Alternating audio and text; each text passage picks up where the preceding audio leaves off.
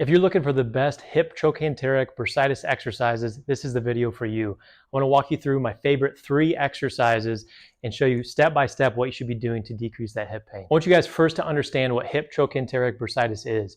You have this fluid-filled sac on the side of your hip. It's kind of like the equivalent of a jelly donut. And what happens is all these muscles and tendons run right over the top of it. And if you get a lot of tension and friction in that area, it can really irritate it, and it causes inflammation across that bursa, that fluid-filled sac. And if that fluid-filled sac gets irritated, it becomes painful. And this is whenever you take a walk, or say you're running, or you're doing anything, any exercise going up and down the stairs, that can cause you a lot of discomfort. And typically it's a sharp shooting pain right on the side of your hip.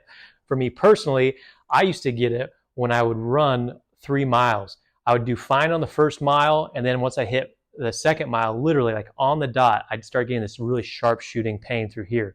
So I'm going to walk you guys through my favorite 3 exercises that I would do if I was having hip trochanteric bursitis. So the first one is you just got to loosen up that hip, because if those hip muscles are compressing that bursa, then it's going to irritate your symptoms even more. So I'm going to walk you through my favorite stretch is number 1. You're going to go up to a firm surface, and what you're going to do is go to something about table height. You can use the armrest on your couch, or you can use your dining room table, what have you. Throw that leg up there, and I want you to lean in a couple different directions. Try leaning this way, and this way. Whatever direction you feel the biggest stretch, I want you to hold it for 30 seconds. Do that 5 times in a row. You should feel a nice big pull in the back of your bum. You shouldn't feel any pain in your groin.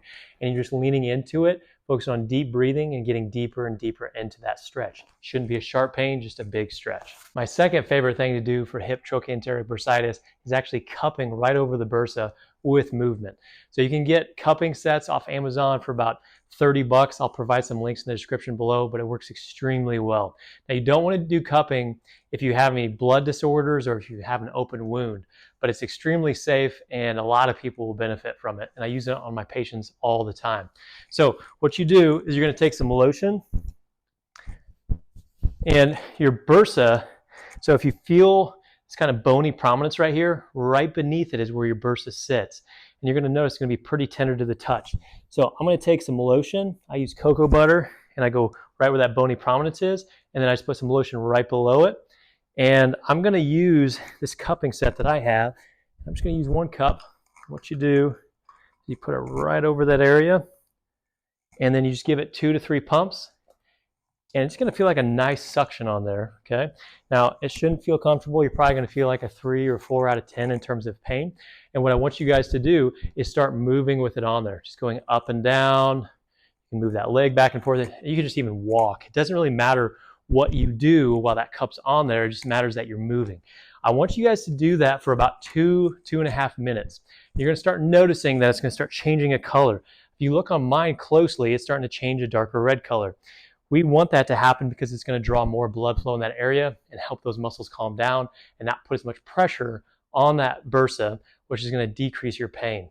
So that's one of the best things that you can do for the hip trochanteric bursitis. Now, the third thing you should be doing for your hip trochanteric bursitis is foam rolling your IT band.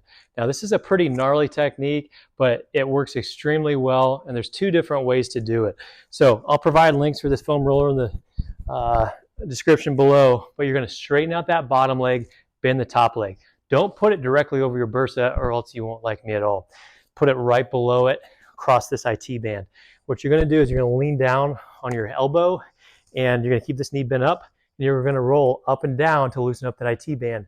The IT band is going to be one of the forms of tissue that's going to be putting pressure on that bursa.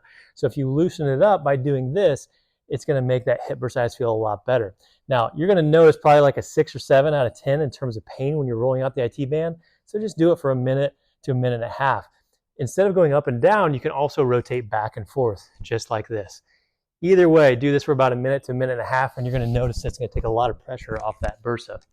Now, something else that you can do to loosen up that area is you can actually sit like this and cross your leg over on top of the foam roller, and then you're going to roll out those hip external rotators in your glutes. And you're going to find that that's going to relieve a lot of pressure on your hip bursa as well. Find a sweet spot. If it's not painful, then you're not working in the right area. You're going to do this for about 1 minute to 1.5 minutes as well, and that should take off some pressure throughout that hip and that hip bursa. Let me know if you have any questions in the comment section below, and we'll see you guys next time.